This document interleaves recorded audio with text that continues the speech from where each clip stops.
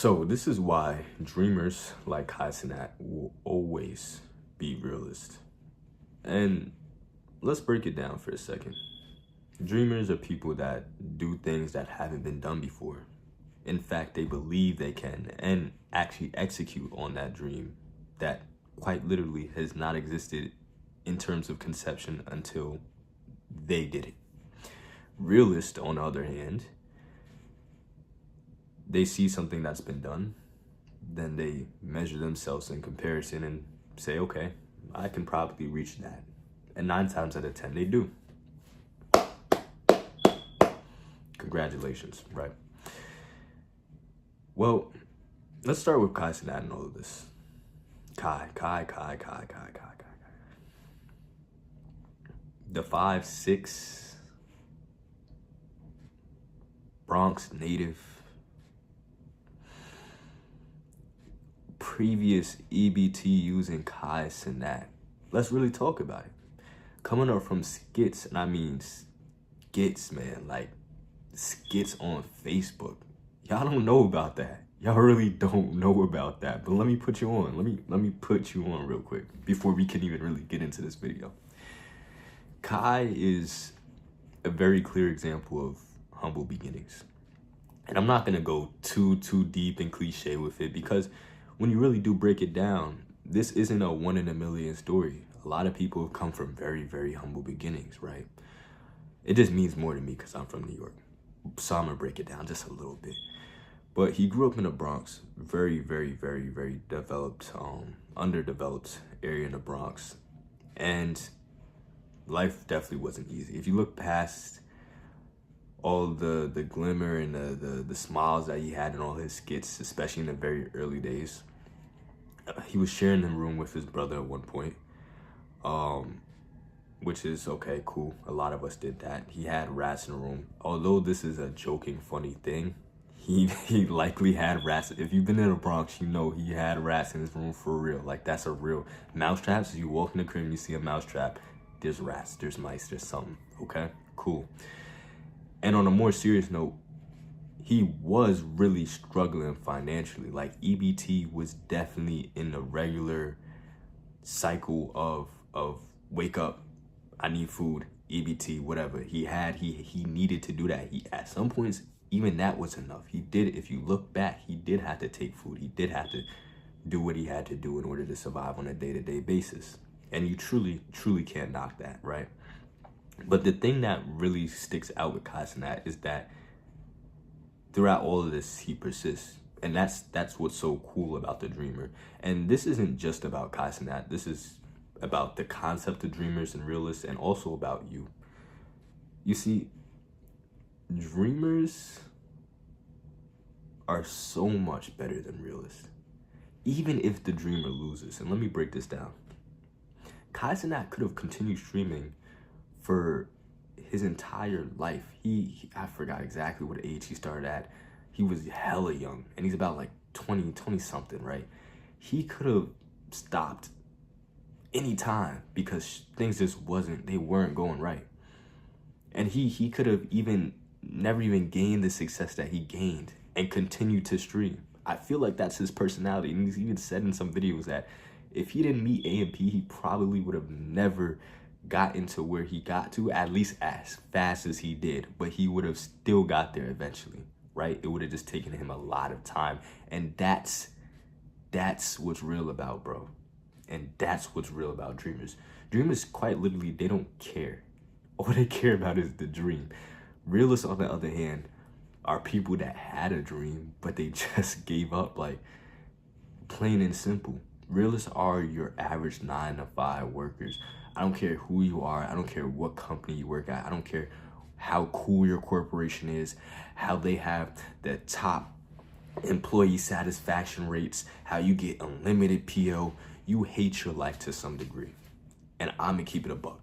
That's what it is. That's fine for you, for sure. But a lot of people clearly don't want that anymore. And you can see in the statistics when it's coming to the job hunt and the job market, it's starting to have a little bit of an impact on all of it. But back to the main point of this. realists have already lost. And I don't mean that in a metaphorical. No, they've lost. They mentally have lost, so they've lost in the physical as well.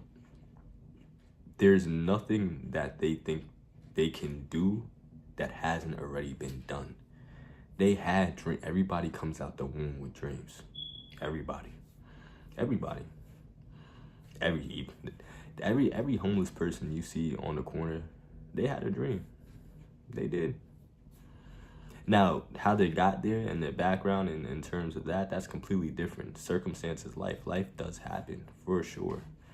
And I'm not gonna say they just gave up. Again, life happens. But when you're working with a 9 to 5, that's really a choice. It truly is. It truly is a choice. Now, I mean that in terms of this is gonna be my life until I retire choice. Not, okay, this is temporary. Everybody has to do some things at a certain point to pivot and do what they really want, right? But don't ever get it twisted that a 9 to 5 is truly anyone's desired ends. It should only be a means, but that's not what it is nowadays. Again, this is why realists have lost, because now they think that this is the end. The 9 to 5, saying, hey, Sally, how you doing? Yeah. Sales, they're going up. They're going to get back to work. Yes, ma'am. Okay, you got it. That's their life. And I can't help but to laugh. As someone who's been in a corporate America environment as well, I can truly tell you, and especially for the younger ones watching this, that's an experience that you don't ever truly want to have. I don't mean that over dramatically. If I could have taken it back, I wouldn't, because I've learned a lot actually from that. Not just in terms of I hate it and I would never want to go back. It really allowed me to see how other people, the majority of people, just walking around kind of like treat life. You know, when I looked around, and this isn't just a one-off corporation type of thing. I'm a young intern, right? I'm looking around at these older employees, and I'm like, okay, well, I should probably interact with them, engage with them, because on the timeline of things, if I get promoted and stay at this company for a while, get all these benefits, that's basically who or what I'm gonna look like in the future, right? You talk to them about their job, there's no passion. You talk to them at all, you look at it, how you look at them, you can tell they don't want to be there. They don't.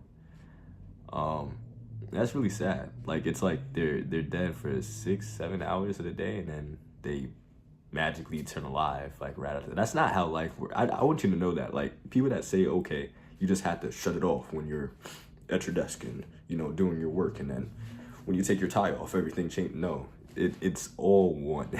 Like, that follows you into your day. I promise you it does. You can try to compartmentalize it. That's not how it works, because it's almost like you're completely destroying part of your personality. You're capitulating for a paycheck. And I understand money's a lot of things, and that's something I'm not going to get into in this video. But once I'm able to truly decipher all these things and convey everything I'm trying to say to you guys, when I'm able to record over 10-minute videos, trust me.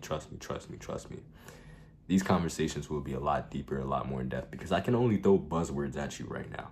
That's all I can do. I can't get into it, because it'd be messed up for me to really get into, okay, money, and just finish halfway through like it's a power episode and there's a cliffhanger. I'm not doing part 1, part 2, like that's not what's going down.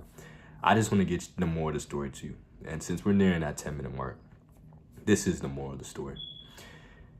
If you're a dreamer right now, and your dream is nowhere near reality, like completely out of there, you haven't seen an inch of it come to light, I'm going to highly suggest that you continue dreaming and that you continue acting. And if you're a realist, okay.